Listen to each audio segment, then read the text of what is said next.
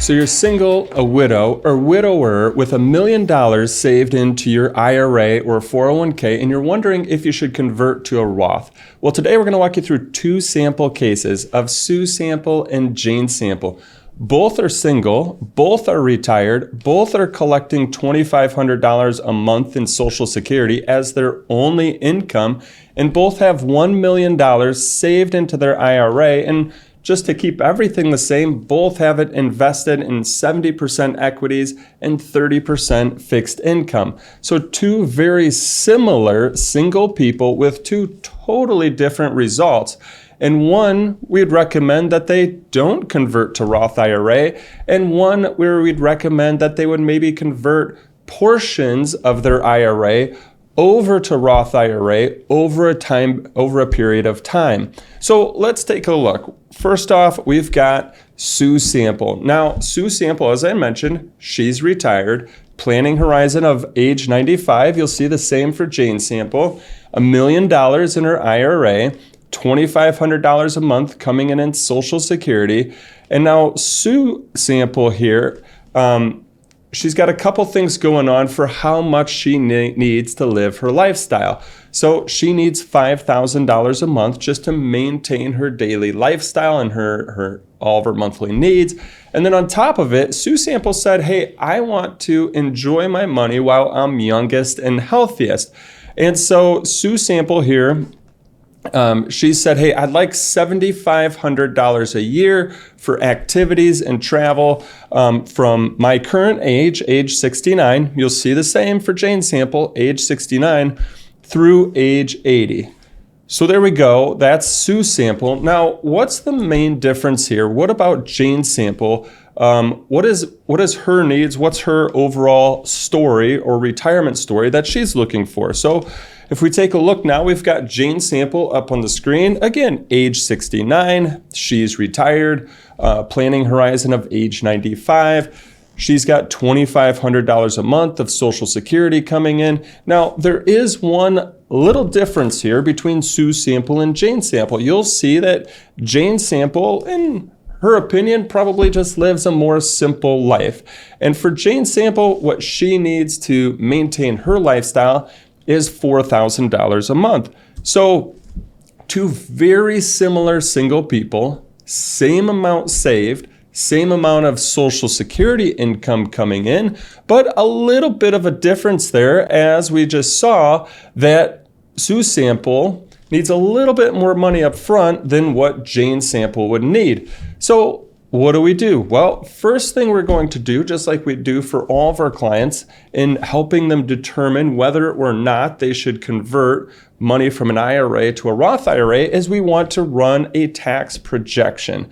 And so that's the same thing we've done here. And so let's take a look at the tax projection for Sue Sample. What does that look like? Now, here's what we're doing. We ran a tax projection. What is a tax projection? Well, what it's doing is it's looking at taxable income. That's the shaded blue area here, taxable income, over their lifetime. So how much do they need today? And then we just kind of continue to take that and look at that over their lifetime. Now, you'll see here, it kind of jumps up. And then we've got, right there, age 80. You see it steps down. Remember, Sue was the one who wanted $7,500 a year up front, right, for all of that activities and travel to enjoy that money while she was younger and healthier. And we call that front loading the plan. We help clients all the time understand how they can front load their plans, spend that money up front, but make sure that there's enough money also to last through your lifetime. But that's not the goal of today. Today is whether or not she should convert to a Roth. So first thing we've done here is we've taken and run a tax projection. What's her taxable income throughout her lifetime? Next thing we're going to do is we're going to look at the tax brackets. What tax brackets will Sue Sample fall in over her lifetime? And so if we look here, it looks like, and you might be thinking, wait a second, I thought all she had coming in was Social Security income. Is Social Security income taxable?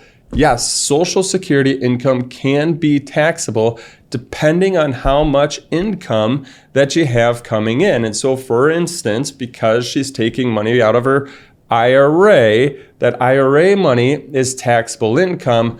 When you start adding the things together, I'm not going to go into full detail on that, but when you start adding the things together, next thing you know, your Social Security income can add into your taxable income and become taxable. So that's why here we see Sue's sample right now today, again, based on those needs, $5,000 a month, $7,500 a year of outgoing expenses. Right now, she's going to sit in the 22% bracket. And then you'll see right here in a few years that changes to the 25% bracket. Well, wait a second, she didn't need anybody anymore. And if you saw on the previous screen, she still fell between the lines of different tax brackets.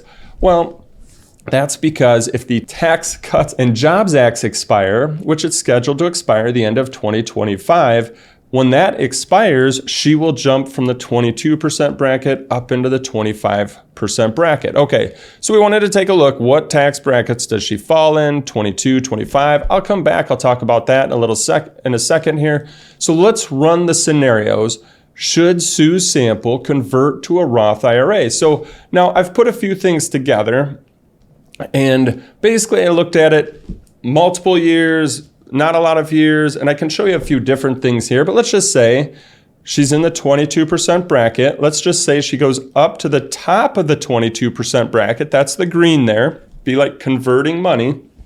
Again, when you convert from your IRA to your Roth IRA, you pay tax today on that conversion amount. So you pay tax today, but when it gets to the Roth, it grows tax-free, and the money that you put in, plus the withdrawals that you take out, plus of the earnings, are also tax-free. So let's just say she wasn't at the top of the bracket. The top of the bracket was the yellow line there. So let's just say she converts to get to the top of that bracket. Well, as you can see here on the right-hand side, it says the proposed strategy, meaning the proposed strategy using the Roth conversion, would be $14,468 less than without the conversion.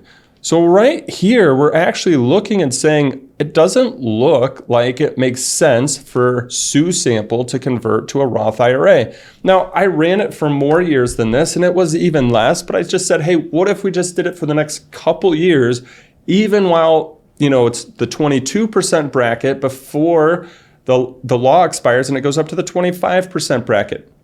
And as you can see, it still shows less. So right now, just based on projections, we're going to say, hey, Sue, I don't think it makes sense for you to convert from your IRA to the Roth IRA. Now, that's just based on current knowledge of tax laws and just what we know today about tax laws. But here's the thing. Here are some reasons why Sue would maybe want to consider converting some money from her IRA to the Roth IRA. And we're just going to say a couple different things here. One reason why she might want to consider it is if she feels like in the future, tax rates in her area, her area of taxable income, she thinks that tax rates are going to go way up. So right now, she's in the 22% bracket. Just because of knowledge of current law, she's in the 25% bracket. But what Sue might think is, you know what, there's a lot of national debt. I'm not really sure about things. And I really think that tax rates are going to skyrocket up in the future. And they're going to make the 25% bracket in the future. It's going to be the 35% bracket. Well, in that case, paying 22% today would potentially make a lot of sense for Sue because that's way cheaper than 35% in the future. Okay, that's reason number one why she would maybe want to consider it. Reason number two why she want to consider it, again, we're going to go back to our projection here and taking a look at that. Again, 22% bracket, laws expire, she's in the 25% bracket. Well, maybe what she's thinking about is family wealth planning. So maybe for Sue's sample here, she knows that her children are in a higher tax bracket than her. She knows that her children's effective tax rate, meaning their average tax rate, is higher than where she'll be at 25%. So if they're trying to do some family wealth planning, right, meaning between her and her children or her beneficiaries, whomever might be important to her, and they're saying, okay, between all of us, how do we keep more money in our pocket versus turn it over to Uncle Sam in taxes? Well, then she might also want to consider converting some of her IRA to Roth IRA because she knows that she's paying tax at 22%. However, if she passes away, this money goes to her children. Yes, her children will have to take it out. Right now, the rules are that they'll have to take it out over 10 years. And if they're at a higher average tax rate than where she'll be with this money here, then maybe it makes sense because if, let's just say their average rate was 30%, well, she's paying 22 or 25 versus them paying 30%. I know that's a pretty high average, but hey, it's something that you need to factor in and you need to think about. Again, if family wealth planning is important to you and keeping more money in the family's pocket versus giving it to the IRS. Okay, so that was Sue's sample. And as we went through things, we look at Sue's situation. And again, just from a projection, we'd say, maybe you don't want to convert to, some of your IRA to Roth IRA, but there's a few reasons why you would potentially want to. But how about Jane's sample, who didn't need as much to live her lifestyle? Let's take a look at that. So really quick, before we get into Jane's sample, which is a totally different result, I do have a free guide to helping you unlock hidden tax savings opportunities. You can get that at lifemoneyshow.com/taxes. Our goal is to help you keep more of your IRAs and 401ks with you versus paying it out in taxes to the IRS. And this free guide can help you through some different actions to potentially do that. So again, lifemoneyshow.com/taxes. So let's take a look at Jane's sample, who I mentioned is a totally different result where we would recommend that she does do some Roth conversions, maybe over a period of time. So here we go. Again, just like we did for Sue's sample, what are we going to do for Jane's sample? We're going to run a tax projection. We're going to project out her taxable income through her retirement. Again, same age, same amount saved, both retired, same amount of Social Security coming in.